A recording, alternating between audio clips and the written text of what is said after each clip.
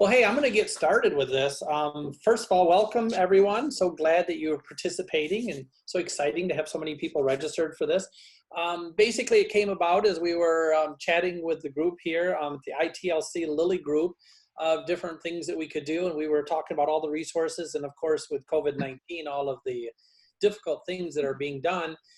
And we started talking about, it'd be nice periodically, as serious as that is, if we could just talk about something else. And so we chat a little bit about who we could talk and what we could talk about, and we'll get started in that in a minute. But then we chatted a little bit about what we would call this and what would it be. And so we thought about distancing together, because we can come together through these online platforms, but we still maintain our distance.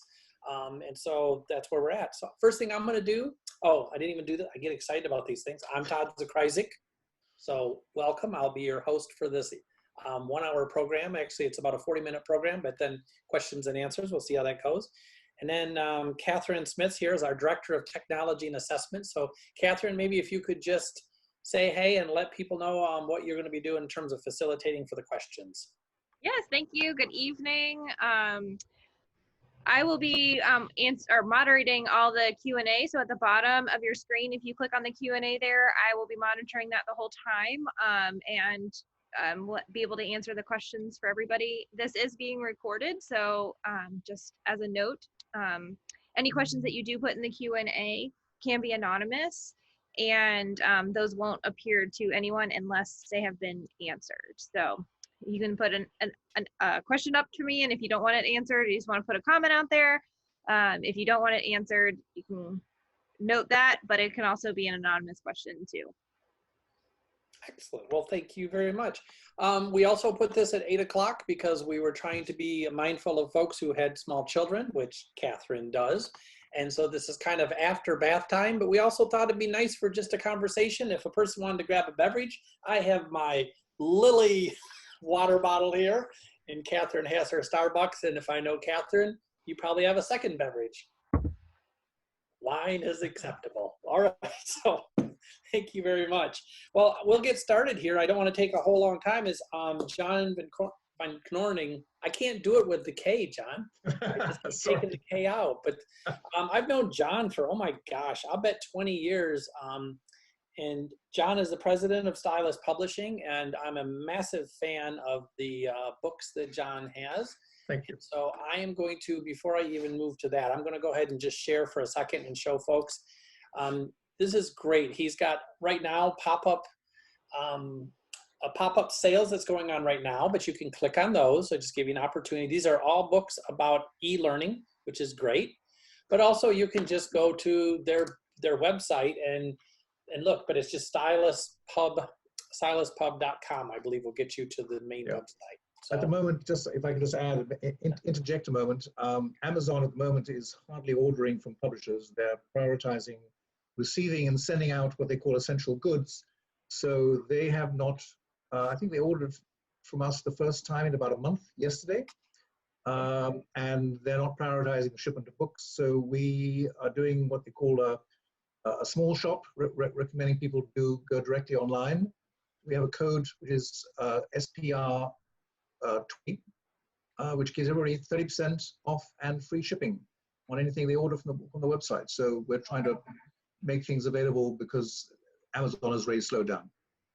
Excellent. Well, thank you very much. And so with that, John, I'm going to turn it over to you. And I just, if you maybe could just start, and I'm just curious for folks who do know you from conference and thing, how did you get into this whole gig of ending up with a publishing place here? Well, it is a very happy accident. So I graduated from Oxford in, 60, 65, 60, somewhere around that. And had a degree in medieval Romance languages, which is a great preparation for life and career. And had, it is the 60s, right? We didn't really sort of plan about careers. So that was the day. And I happened to meet, I met a friend who knew somebody who was a publisher, and I got interviewed and they hired me on the spot, which was nice. It was a small company, 10 people. So the beauty of that was I learned the business. I came in as an editorial assistant, ended up doing production work, ended up doing foreign sales and all kinds of stuff, and actually learned all about the business in a round in a way you couldn't have done in a big company. and then got myself into science publishing, of all things. I'd never had a science course in my entire life, neither in school nor in college. So I spent the first month or two in the library burning up on science terminology and figuring out what was what and what was going on in the field. I did that for about a couple of years, and then got headhunted by a large British group called Associated Book Publishers, and eventually ended up as their director of marketing. In the late mid-70s, British publishers, publishers all over the world, were trying to control their copyrights worldwide. They used to sell rights to each other, and you'd lose control of your books in certain territories. And it became clear that we all had to control our copyrights worldwide. So I was asked to go and investigate, do a feasibility study of starting an office in New York or in the States. And I did that. I spent a marvelous month going coast to coast, talking to librarians and authors and booksellers and whoever would talk to me. And my board paper was accepted. They thought that the plan was great. And then I volunteered to come and run the business. Britain in the 90s, in that period, was a rather depressing place economically. So America seemed to have more promise and opportunity. So I came over here in 1978 to start what became Routledge, New York, and worked for that business for quite a while. We got bought by the Thompson Corporation in some mid-80s, and then at some point towards about 1995, they decided they wanted to get rid of divest themselves of book publishing. They'd invested heavily in book publishing, and so in preparing the place for sale, they got rid of me, and they put a caretaker in to take care of the selling of the business. So at that point, I was 52, 53, and had to decide what I wanted to do. I always had the ambition to start my own publishing business.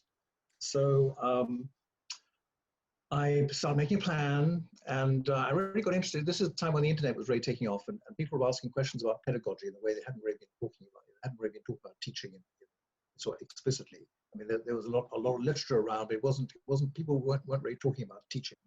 And the internet really forced people to kind of address what they were doing, and how about student interactions and outcomes. All those concerns sort of came to the fore. And I thought, well, here's a great opportunity. There's a field that's opening up. There weren't too many competitors. There was obviously Percy Bass, been going for at that point 25 years. There was Johns Hopkins University Press. There was Anchor Press. And then there were a number of university presses dabbling a little bit in higher education, but that was about it. So I thought, there's an opportunity. Let's give it a go. I'd never actually, my entire publishing career, I'd been either in marketing or administration, so I never actually acquired a book. I knew how it was done. I'd watched people do it. So I just launched myself at a AHE conference one bright day, and that's how it all began. That was nearly 25 years ago. And here we are. It's amazing to kind of launch the publishing there, and I'm putting you on the spot now. I didn't ask you before, but just in terms of like higher education, do you have a sense of about how many titles that you currently carry? Yeah, we've probably at this point published maybe 350, somewhere around there, titles. We're probably doing, we're now pushing out about 35 to 40 a year. But when I began, actually to backtrack a bit, in order to fund the business, it actually started off as a distribution company. I decided to distribute some basically British publishers in the US, one of whom had a higher education list. That was Kogan Page. And that sort of gave me, if you commission a book today, well, first of all, you've got to find the author, then the author's got to write the book, and then you've got to produce the book. You're not going to see any cash for maybe 3 years. So the whole point about having a distribution business was I could sort of make my mark with the wholesalers and the bookstores and the various channels, and have something coming through, and so I had some income to pay for to get the business off the ground. And that unfortunately or fortunately took over so fast that for 2 years I couldn't actually get around to doing any editorial work. Oh. So it wasn't until year 3 that we actually began to get out and start, seriously thinking about acquiring books and talking to authors. So that brings up the question that I'm really curious about then is, number one is, where do you find authors? I mean, How do Well, I sort of behave, because I came into a very mature, I think Josie Bass been going for 25 years, Johns Hopkins and others were there already. So I had to basically, I had to go to conferences and try and see where they weren't, what things they'd left on the table, right? Because people, the automatic thing was if you're publishing in higher education, you went to Josie Bass. That was the instinctive thing. So what I need to do is find I went to conferences to listen to conversations to find out where things are going, and then I would approach people who I thought had ideas that I thought were sort of separate from, it wasn't the kind of the typical Josie Bass book. It was somewhere on the side. So my first book was, I think, Thinking About Teaching and Learning by Len Olson. Remember that? Oh, yeah. Yeah. And that took off like crazy. I had no idea he had a reputation, not so much in the higher education community, but he was a biologist and had written a couple of texts for students. And he put this into a nice kind of teaching book for faculty. And that was probably my first book. My first higher education book was probably his. And it took off from there, but it was trying to find people who weren't being approached by the big publishers or topics that weren't, on their mind. So it was a question of finding a different way into the market or into the audience. All right, so that does bring up, and I have a couple questions I said I might ask you, or I'll probably get to those too, but now you got me excited about some other things, so I got to just ask a few more here. So if I'm at a conference, not me, but if a faculty member's at a conference and you've got a table there and they've got a session, I mean, do they ever come up to you and say, hey, I've got this session tomorrow afternoon, I hope you'll swing by and see it? Or yeah, I get that occasion. I mean, usually when I go to a conference these days, but when I started off, there was just me, so I had to divide my time between the table and the sessions. Now we have somebody who's always taking care of the sales, so I tend to spend probably 80% of my time actually at sessions. I go through the program and try and see what I think is going to be interesting. Is there somebody who's got a new angle on something? Is there something new coming over coming over the horizon? And then people will approach me or whoever's at the table and say, oh, by the way, I have an idea.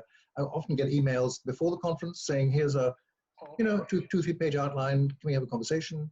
But some people just turn up at the booth and we start a conversation. And that's so.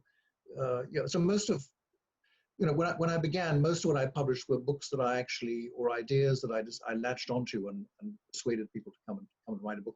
Nowadays, there's a lot more coming, as they say, coming over the transom. So I get a lot more things arriving in the mail. Oh, you okay? Yeah. So, I mean, with all these things coming in, one question I'd have is, I mean, you're looking at higher education, the landscape today, and especially because a book can easily be, I'm just figuring this out, could easily be 2 years between the time of somebody saying, I'd like to write a book and before it actually shows up for sale. I mean, how do you know 2 years out what's going to be popular? What are you looking for 2 years from now, for instance? Yeah, I'm looking basically for, I mean, there are not very new ideas under the sun. Usually it's the way you present something, or you're presenting some ideas that are new to a given audience. And I'm looking basically for books that have a long life. I mean, I'm not interested in a book that has a kind of ephemeral, it's something really fashionable. It's going to be around for a couple of years. And most of my books, I think, I mean, there've been a few failures, but most of my books have long lives. They go on for 4 or 5 or 6 years. And I'm always looking for something that has that kind of lasting, that ability to last a while, right? So it was, like Terry Doyle's material work. It's still selling. And I first met him at a pod conference, I think, in Milwaukee in the year aught. I can't remember when it was, but a long time ago. I remember that one. You remember that one? Okay. I remember the Milwaukee conference, yes. Yeah. It was actually a sad conference, I'm going to tell you, and I'm going to get right back to it, John, but this is the funny thing, is that I went to like a bar with Terry Doyle, and the two of us, we were going to go grab like a beer, and we were standing in line because there was a line to get in. And there was a couple behind us, a couple younger people, and they looked and says, what you up to? And we said, well, we're going to go grab a beer. And they said, there's a nice little pub just around the corner. And I realized that they thought we were too old to be in their club. So that was Terry. It was great. So, but Terry Doyle's book, I remember that one, the Helping Students Learn in a Learning-Centered Environment. And that book, that book is, I don't even know how old that book is, but it does, I mean, it's still a relevant topic. Yeah, it's still selling a few hundred copies a year. I mean, and that's you know, I'm looking for books that have a kind of a durability and ideas that aren't, say, ephemeral. So, you know, the fact that it takes a while for a book to be written, it's very rare that I get a book from the time we actually sign the contract it's very rare that it sort of arrives within a year of the contract. It usually takes more time than that. And it takes us, you know, 6 or 9 months to get it through the production process. So this is, you know, and unfortunately at the moment with the whole shutdown, things are taking somewhat longer. Oh, I didn't think about that. So are you shut down for production right now? Well, no, basically all my staff are working at home. Yeah. I have a partner who runs a book warehouse and has a sort of state-of-the-art digital printing press. Those are functioning, right? Okay. But essentially, come so sales were fine through the middle of March, and then we hit a wall in the middle of March, and basically sales just kind of stopped. Yeah. They're kind of gradually sort of, you know, perking up again as of yesterday. But so in order to preserve cash, so I've got payroll to pay. There are a lot of expenses. So we're not using, you know, we usually put out all our copy editing and our proofreading and all that kind of stuff to outside freelancers. And at the moment, we're kind of bringing all that in-house because we don't want to spend money that isn't being, you know, that isn't being generated. So I think the production will slow down. And then, but the whole point about having everybody in place is the moment things begin to open up again, we're kind of ready to go. Oh, good. All right, that's good. And I do want to remind people, you can certainly, Catherine's monitoring the chat. So if you do have questions, by all means, feel free to ask a question. Now, I didn't let you actually finish here. I didn't kind of push in that one direction a bit. So if we are looking at books, and I want to be careful because, of course, you're in a business. And we don't want to give away what your like big tips are, but are there any kind of things that you're looking at that's coming in the next couple of years that you're kind of excited about in terms of topics? Yeah, I mean, I think there's a lot of stuff going on in the kind of teaching and learning area. I mean, I've been sort of pursuing, you know about signature work as opposed to signature pedagogy. So this is basically signature work. I think there are about a couple of dozen institutions, mainly in the Northeast, that are working on this. It's basically a capstone where you're dealing with an interdisciplinary real life problem. So this is not just, you know, doing something within your discipline. You're trying to bring the knowledge and ideas of different disciplines to solve a complex real world problem. Now, the thing about that is it's a lovely idea, right? You're preparing students for working in the real world, but unless you scaffold that right the way back to the first year, they're going to be totally lost. And so these institutions are kind of working back to deciding how you prepare students from their first year, their first semester, to bring them up to the point where you can launch them in year 4 or 5, whatever it is, on this kind of work, and not you know. So it's that I think is an interesting development. I'm sort of keeping in touch with that. I think the other thing, obviously, particularly now with the whole COVID thing, is online has become the primary thing. We've known that traditional face-to-face courses enrollments are declining, and the thing that stopped the big decline in higher education enrollments has been the online the online work.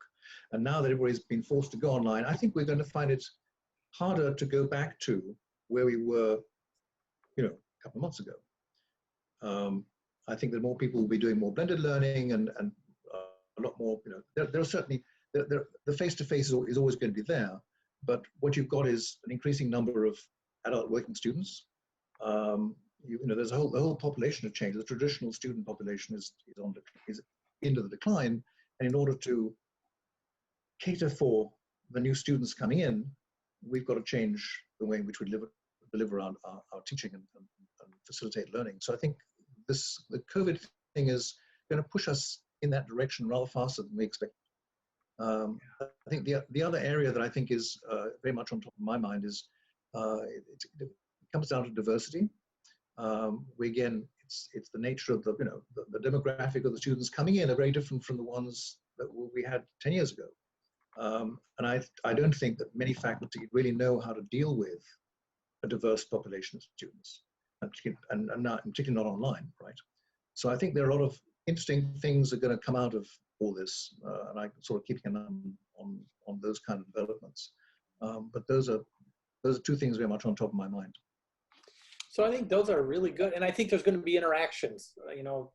Maybe getting away from the single, the main effects, and start looking at diversity in online, as you had mentioned, but also looking at different pedagogies by diversity, by ethnicity. It'll be interesting to see what happens.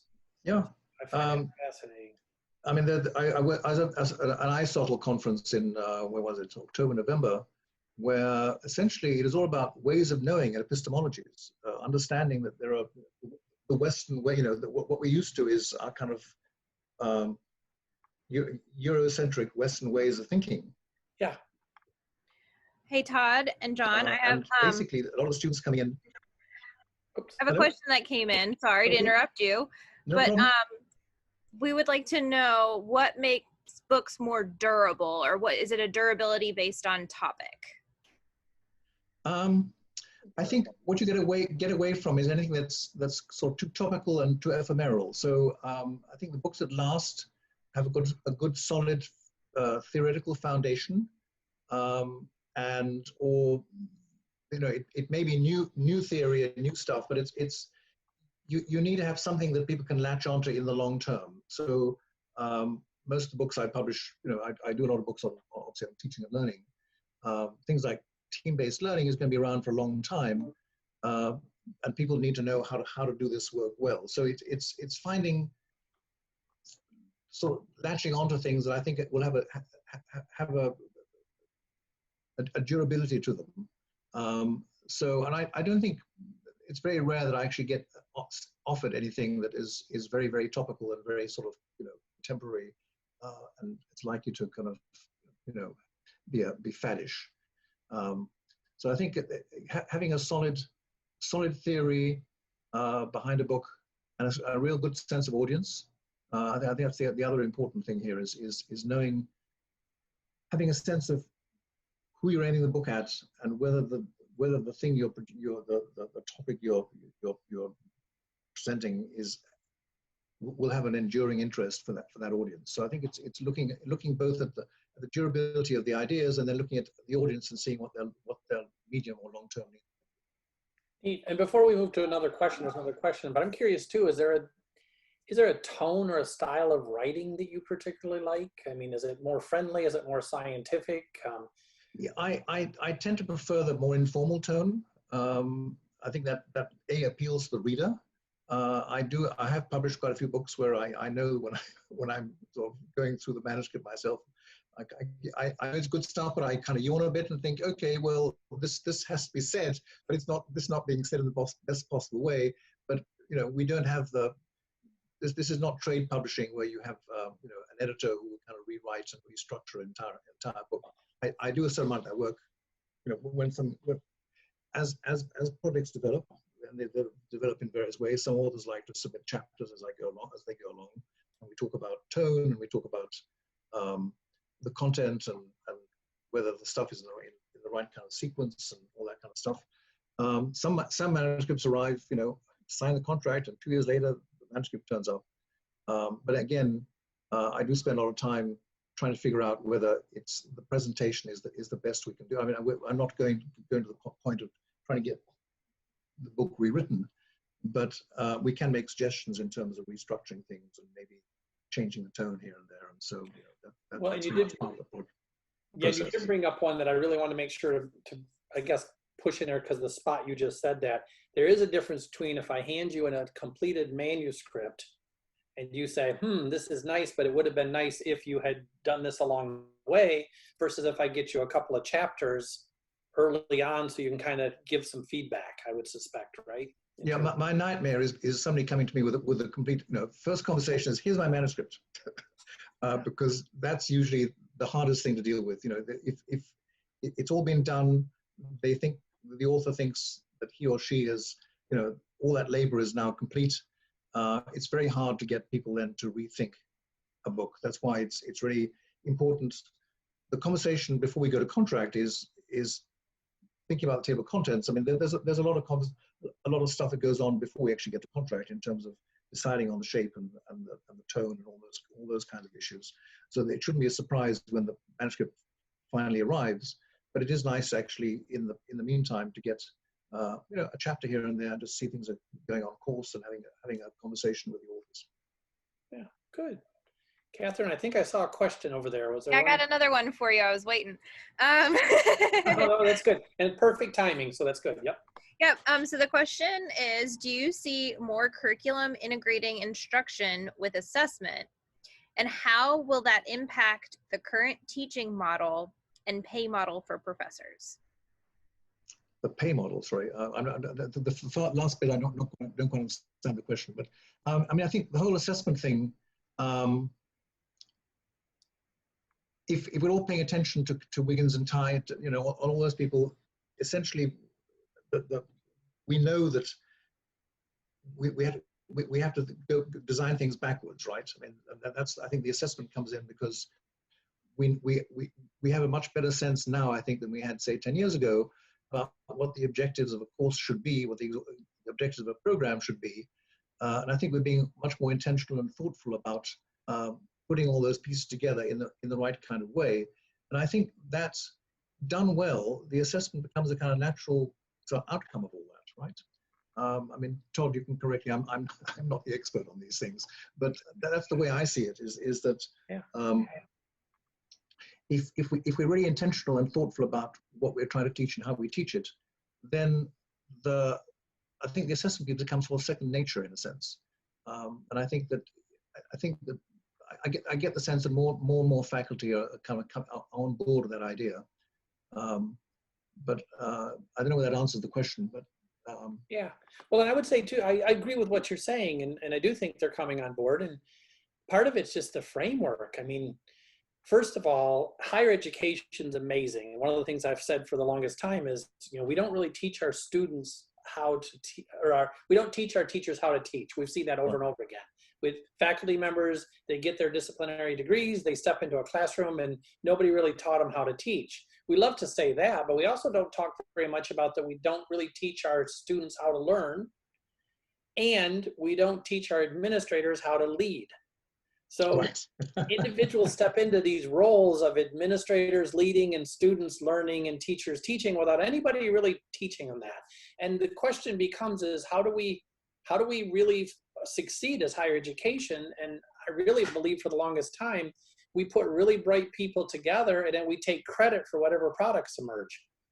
And so, you put really bright students and faculty and administrators together, and they're, faculty or administrators are going to learn how to lead, and faculty will teach, and students will learn. Well, I think I'll sort of stop you when you say bright students, because I think all students are bright, but they don't necessarily come with the academic smarts to succeed in college. And I think it's being transparent about what our objectives are, and then sort of understanding what the bottlenecks are is I think we have so much sort of tacit knowledge as experts that we've forgotten all the struggles we had to understand the concepts and get to the work way back when we were students. And I think those are kind of missing things in education. It's that transparency. And this is what, getting back to this whole diversity thing. We have a whole different range of students in there with who don't have necessarily a middle class parents who have been through college, understand the process. So we have to be much more intentional about how we structure and scaffold all this stuff. Yep. I think I think so.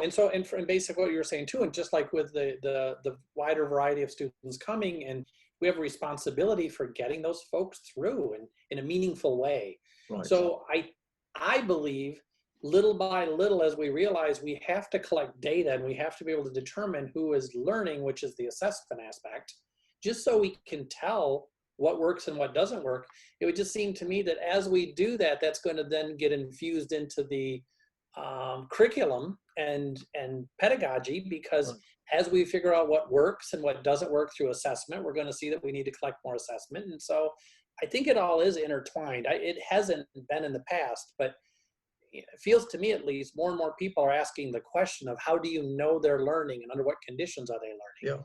And I think what Marty was getting at maybe, and Marty, if you're still there, you can type the rest of the question there, is the pay model for professors is, I do believe at some point, I'm not advocating for this, but I believe it will happen as we assess more and more, there could become the question of who are really effective teachers.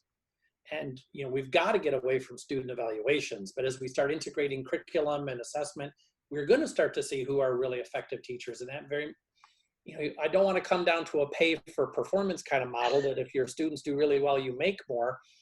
Maybe a tip, a couple bucks here. Well, I think it comes out of intrinsic motivation. So there's a book I'm actually looking at, the manuscript I'm working on at the moment, IUPUI. Do you know Chantal Levesque-Bristol? Yes. And the impact model that they've developed. Originally, this is handed down from the president. We've already got to concentrate on teaching and learning. Here's the strategy. Well, they had trouble getting any recruits, any faculty to come and do this work, right? Until Chantal turned up and said, "Oh, well, let's use self-determination theory." And so what you're doing is you're giving, rather than saying, here are models that you can adopt. Let's talk about what you're trying to teach and who your students are and what your predilections are and how we can put all this together in a way that satisfies you and actually achieves the goals we're trying to achieve.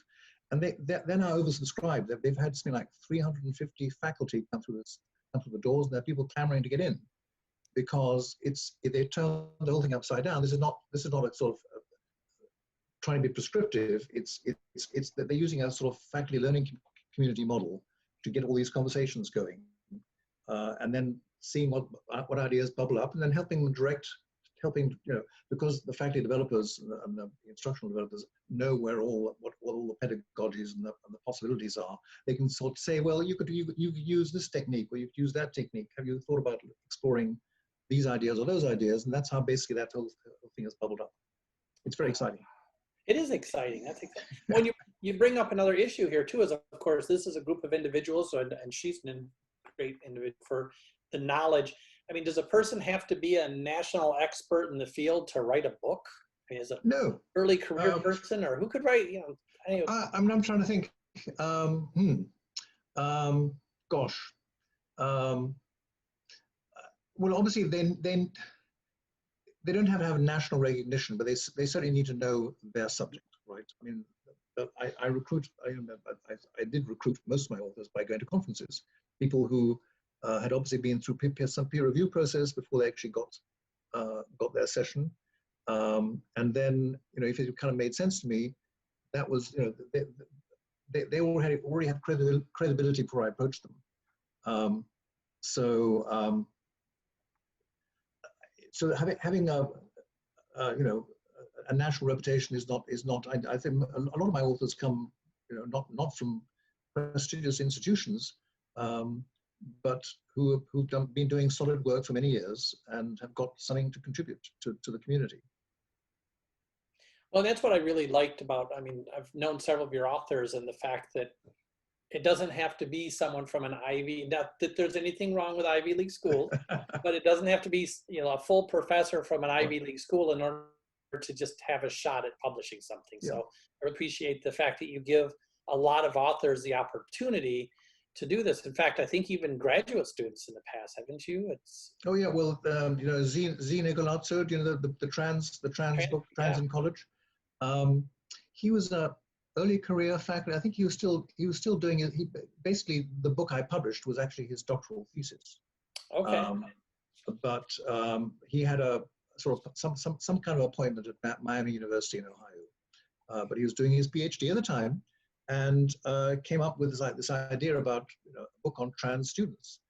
And as it happens, it's very rare. He had broken the mold in terms of the dissertations have that kind of you do the literature review and this and the other.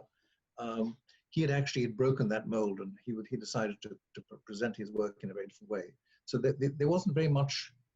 I didn't have to do a lot of kind of restructuring and suggestions for that, but he was he was recommended to me by somebody. As you know, I know the McGilders, or contacts at the university. And it wasn't actually the McGolders who put me onto him. I forgot, somebody else did. But it was quite clear from just reading the first, he sent me a couple of chapters. The stuff was brilliantly written and just needed to be put out. And the rest is history. It's sold a lot of copies. Well, that is good. That is really good. So in terms of a process, I guess you talked about a little bit before, but I want to come back to that just for a second here.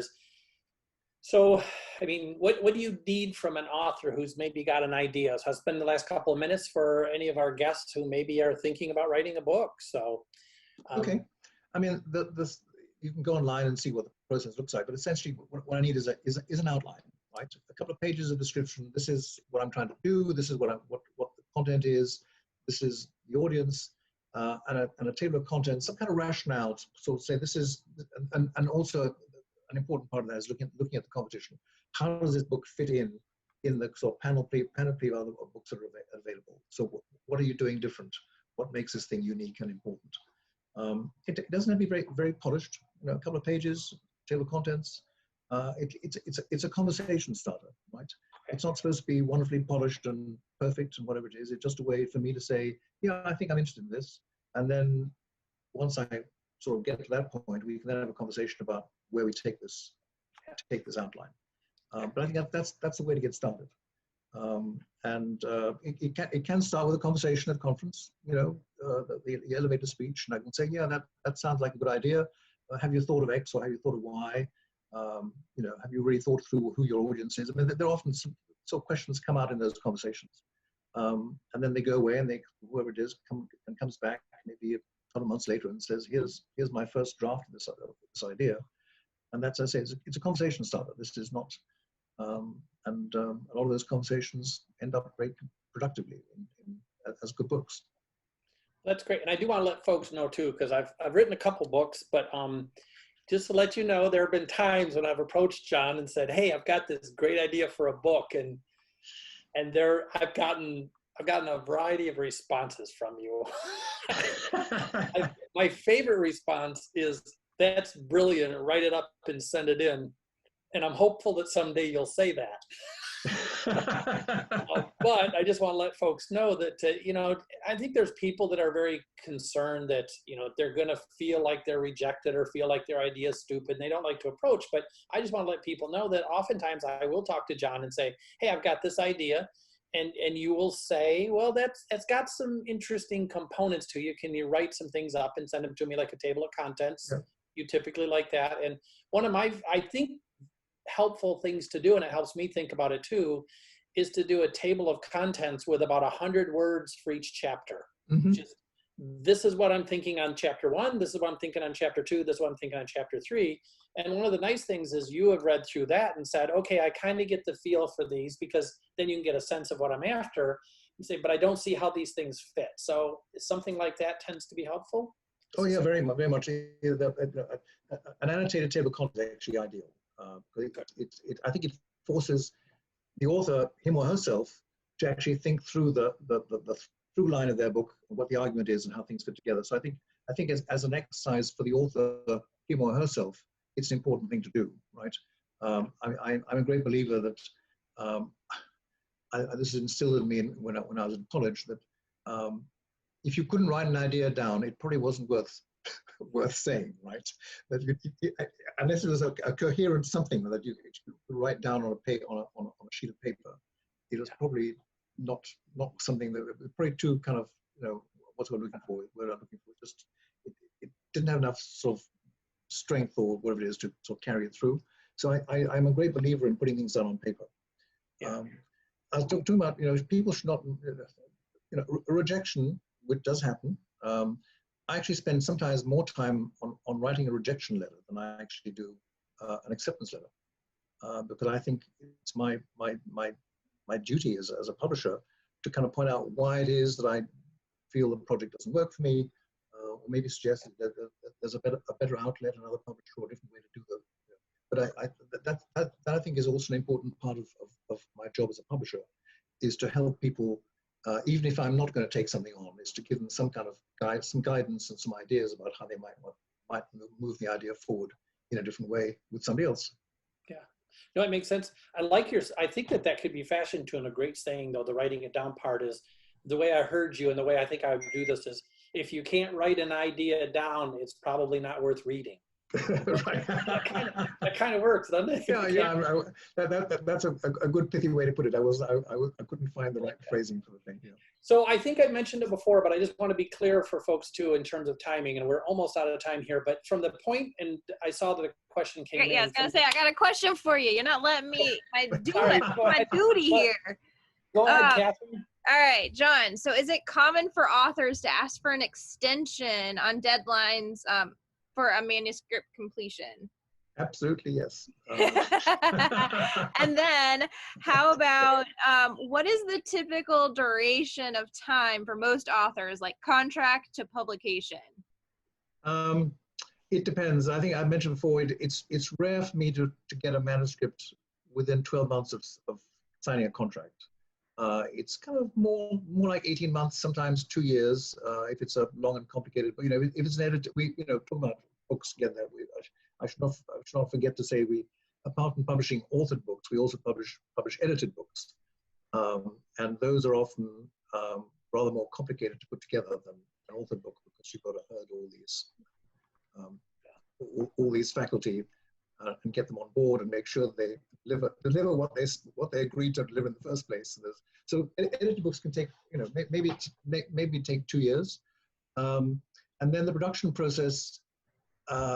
When we're not in COVID kind of state, we're not in sort of semi hibernation, trying to preserve cash at the moment by not buying too many outside services and doing all the work in house. But the production process takes sort of 6 to 7 months from the time we received, from the time I approve the final manuscript. So I may receive the manuscript and I may say, we really need to do X and Y to chapter X, or I think you should need, there's some changes need to be made. So that process may take a couple of months. But once I get the final manuscript, it takes 6 to 7 months to get it out, get it printed. None of the stages, if you think about the copy editing process or the proofing process, if you put together the actual time spent, they don't take 7 months. But you've got to allow the fact that the copy editor you want may not be free at the moment. The author has some other, can't read the proofs at the time that they're going to be available. There are all kinds of, we build in a lot of downtime, because not everybody is able to, this isn't we can't dictate that somebody has to drop their teaching their class or doing whatever it is they need to do. After all my authors have got day jobs. So if you accumulate the actual hours spent, it doesn't come to 7 or 8, 6 or 7 months. That's how the process is, and it's really important. I mean, we do spend my production people. So when a manuscript comes in, it goes to a copy editor. A copy editor will do corrections and make suggestions and send the red lines to the author to comment on. And there's often quite a lot of toing and froing on that at that point. And then even when we go to proofs, we often go to 3 or 4 sets of proofs just to make sure that it's a quality control thing. And we have two pairs of eyes in the office looking at the proofs, as well as the author or the editor of the volume. So it's the quality control is really a really important part of the whole process. And it does take time. And I do want to say before we get to another question here that I really like what Stylus tends to do with these books. That the editors have been extremely good editors. I want to let everybody know out there too, is sometimes people will look at a book and say, well, I could never write something like that. Neither could I. That's not what I've written. In a sense that I've gotten lots of the ideas down, a lot of the concepts, the tone and stuff I want in there too, but it will come back from the editors and I'll think, oh my goodness, that is fabulous, because they really tighten the language and they'll cut right to the essence on some of these, but they do such a good job. And I will say that Stylus has got phenomenal. John does a great job with picking editors. You do a great job with that. I really appreciate that. So it's good. And then the asking for extensions, I will say it's always best if you can do it on time. but I think once or maybe twice had an extension. We don't need to get into it right now, but life gets in the way. And then mostly I want folks to know that you can get through this process. If you're feeling like, well, I'm not sure I can do everything and I'm not sure it'll be perfect, just get into the pipeline and have conversations and move along. One of the other questions we had was like, how much time is dedicated to the writing? So you kind of answered that one already, but what would an average book length be? That's one of the other ones. Huh. Generally I like books that are kind of under 250 pages, which is probably, I don't know, 80, 90,000 words. But there are topics, for instance, I just dealt with a manuscript that's come in, which I just put into production a couple of days ago. It's all about student development theory, and it's using critical race theory as a kind of fundamental, as the kind of basic way to get at this stuff. And it's looking at lots of different student populations, and there are a lot of high-powered people in that book, and there's no way that this book could have been whittled down to 250 pages. It's going to come out as like 380 pages, somewhere around there. But I think it's really important work for the student affairs community, and I think the ideas being put forward are going to have a durable life. They're going to, particularly, as I said, looking at the nature of the students coming through, we need the student development theory is still kind of caught in sort of in a time warp. It sort of has really caught up with the student population we have today. And I think this book will make an enduring contribution, but it's a long book, 380 pages. So basically, my view is that if a job has to be done and done well, you give it the space that it requires, right? At the same time, particularly for books, I think on pedagogy and books aimed at faculty, I think the pithier and more succinct the better. People don't have a lot of time to they want to get the basic ideas, get a few examples of practice, but they don't want to get a long disquisition about they want ideas they can use tomorrow morning, right? So I think depending on the audience, length is probably a function of audience. Excellent. All right, another question for you. When making edits, how much say does an author have? Oh, a lot of say. So basically, a typical copy editor will take maybe 3-4 weeks over, depending on the length of the manuscript, over the copy edits, and it's all done with tracking. So you can see what changes and corrections. I mean, the sort of things they're looking at is obviously the sort of grammar and syntax. As Todd mentioned, phrasing is often, if they can suggest a better way to phrase something, they'll do it. They are absolutely meticulous about references, so you'll find a lot of edits going to the references, and then they present, and then there's so apart from showing you what their suggestions are, they usually have a list of queries. I didn't understand passage X. Did you really mean to say this? Or there's a whole range of things. So there's the author gets both the copy edits and an accompanying sort of memorandum which highlights all the kind of big issues that the copy editor has come across. And then it's a conversation. Mostly it's resolved between the copy editor and the author or the editor. If there are points of contention, it goes to our production manager first, goes to Alex Hartnett, and if she still feels that it needs another pair of somebody else to look at it, I will look at it, or David Brightman, who's the other acquiring editor at Stylus. We will be the final arbiters and talk to the authors about stuff, but it's very rare we actually end up with anything contentious. I think in the last 2-3 years, I can really remember having to sort of intervene once on something. So I think it's usually a pretty friendly exchange. It seems to go pretty smoothly. Yeah, I smile because it tends to be very friendly. I remember there was one comment, I think, from one of the editors, and they said, there's a comment, something like, I don't think the average person reading this would understand what you're talking about here. And I wrote back, if they're paying attention, they will. And then the person wrote back and said, well, yeah, but what if, what if they've lost attention, or what if they don't know about this area of expertise? And I'd say, well, then they should take a class in it.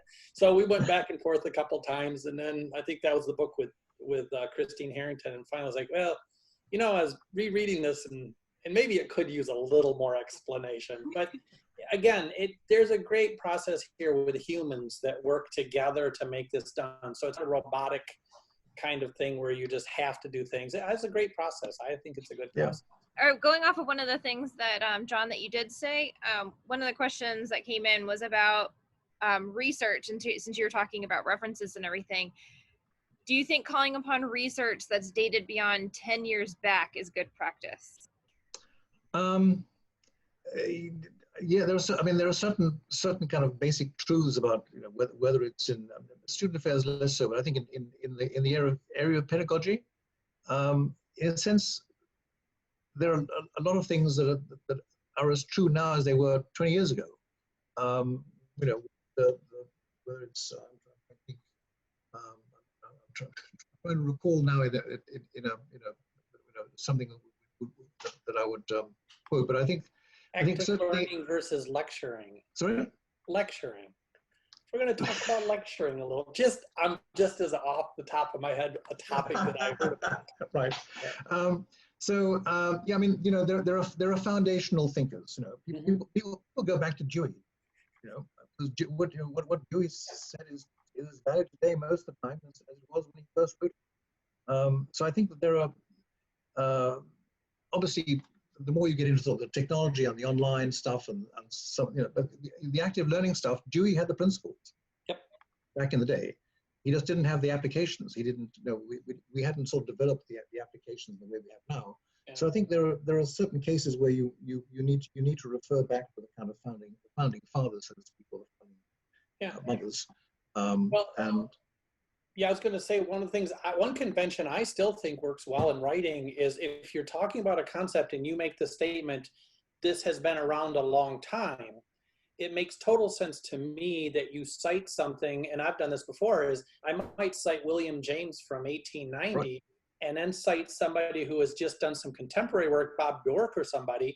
So they'll say this concept has been around for a long time and is still of interest today. James 1890, Bork 2018. Right. Yeah. To me, it kind of sets it up to say, here are two citations that show it's been around a long time. Yeah. But that said, I do think from the question, I really like this. Lilly proposals. I'm going to slide over to that one for a minute. Okay. If I read a proposal and there's 8 references and no reference is more recent than 2003. Yeah. Then I'm thinking, well, do people still care? So, yeah, it depends. So yeah, I think it's the preponderance of references. I think going back in time is fine, but you've also got to be aware that you're in a current conversation, right? Mm-hmm. And that's essentially what scholarship is all about. It's a conversation where we're moving things along, and you need to kind of cite the people who from whom you're taking off. Things the jumping point or the springboard from which you're developing your ideas. And I think that they need to be up to date, and you need to be able to refer to the conditions that were very different than say Dewey's time, right? It was all middle class white students going to college. Now we have a whole different population, and the literature has to reflect the changes of circumstances in which we're operating. Excellent. Well, we are at time, so I will close this up and say thank you so much, John. It was very helpful to hear about the trends and the way that publishing does work and some of your thoughts on the whole process. And so thank you very much for joining. And Catherine, thank you for having me. Enjoy that, and I will. We'll be in touch. Thank you so much. It's been great.